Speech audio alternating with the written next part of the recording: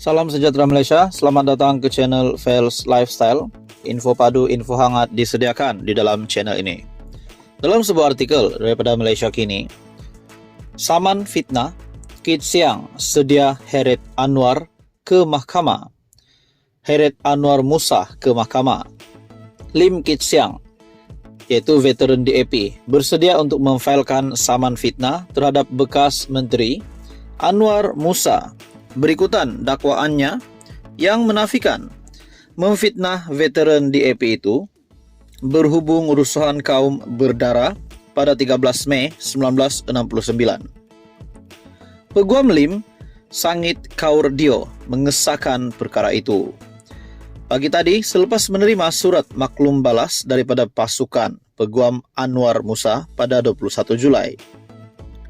Kami telah menerima jawapannya, Anwar Musa, dan saya mempunyai arahan untuk memfailkan saman fitnah di Mahkamah Sivil, kata peguam itu.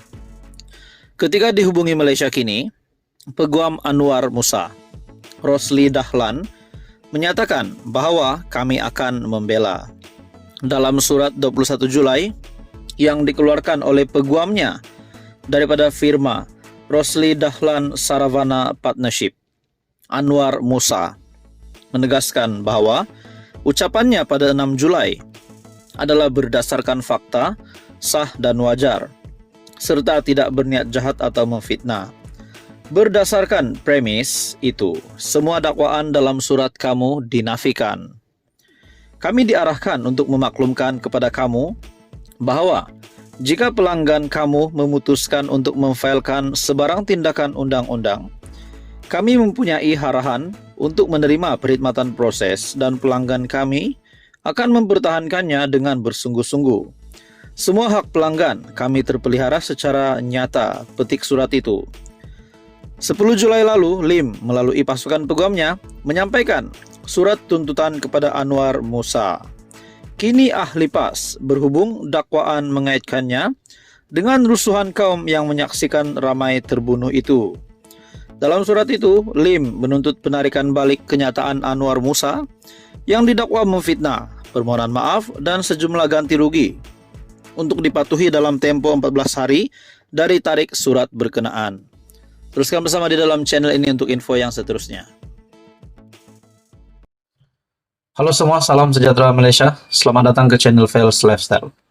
Dalam sebuah artikel daripada Syahbudin.com, yaitu Sanusi merepek lagi. Kalau benar komplot menangkapnya dirancang 6 bulan lalu, adakah ini bermakna beliau merancang perlekeh raja juga bermula sejak 6 bulan lalu? Seperti yang kita tahu, Sanusi dengan pengakuan baru-baru ini mendedakan membawa senjata api ataupun pistol di dalam kendaraannya selama 24 jam. Jadi ini sudah pasti menimbulkan pertanyaan ramai orang. Pengakuan Sanusi bahwa beliau sudah tahu ada komplot menangkapnya yang sudah dirancang 6 bulan lalu. Kononnya diberitahu oleh rakannya. Adakah dengan ini, rancangan ini memang benar-benar sudah diatur Sanusi, yaitu adakah di dalam rancangan ini, rancangan Sanusi sendiri untuk memperlekeh raja juga bermula sejak 6 bulan lalu? Kalau ini, adakah pengakuan Sanusi secara tidak sengaja memperlihatkan beliau sengaja membuat pengakuan itu? Dan adakah beliau bakal ditangkap dan bakal menerima hukuman yang lebih berat? Semua itu menjadi persoalan. Menteri Besar Kedah, Sanusi, yang sedang berdepan kes mahkamah di bawah akta hasutan kerana memperlekeh serta mempertikai kebijaksanaan yang di-Pertuan Agong dan Sultan Selangor, kini tampil dengan teori baru yang benar-benar mengarut serta merepek. Beliau mendakwa rancangan untuk menangkapnya dan menjejaskan kredibilitinya sudah bermula sejak 6 bulan lalu. Plot untuk tangkap saya sudah dirancang sejak 6 bulan lalu. Saya tahu dah, saya ada intelijen saya. Jumpa orang tu, pesan jaga-jaga ada orang nak buat sesuatu kepada saya. Untuk keselamatan, saya ada pistol dalam kereta 24 jam, ada 2 kelopak 14 peluru, satu kelopak 24 jam. Berjaga-jaga, takut orang buat jahat. Orang tak buat jahat, saya tak buat jahat pada orang. Menurut Menteri Besar Kedah. Adakah dengan ini memang sudah sah, yaitu memperlekeh Sultan dan menghina Agung adalah di dalam perancangan yang dikatakan Sanusi ini, yang kononnya dirancang 6 bulan lalu. Adakah rancangan ini adalah rancangan beliau sendiri? Beliau berkata ada komplot untuk menangkapnya, dan akhirnya beliau ditahan di sebuah hotel pada jam 3 pagi, dan disebabkan oleh ucapan beliau itu sendiri. Sudah 6 bulan, kawan-kawan pesan, yang penting tangkap garis saya, jatuhkan moral, dan hilang credibility. Selepas itu, ceramah orang tak dengar lagi, karena saya sudah dimalukan dengan tangkapan. Katanya ketika berucap di sebuah ceramah PN di Kuala Ketil, Kedah. Coba kita pikir betul-betul, logik atau tidak dakwaan Sanusi itu menurut Syahbudin. Harus kita ingat, pendakwaan terhadap Sanusi adalah berkaitan ucapannya yang menyentuh kebijaksanaan serta keistimewaan Agung dan Sultan Selangor. Beliau seterusnya ditahan pada jam 3 pagi untuk dibawa ke IPD Selayang.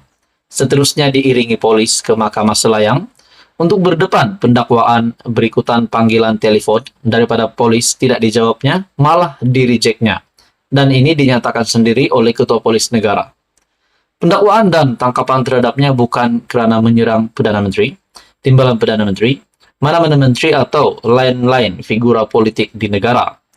Sekali lagi ditekankan, pendakwaan dan tindakan menahannya pada jam 3 pagi adalah berkaitan ucapannya, berkaitan raja-raja dan bukan kepada mana-mana pemimpin politik.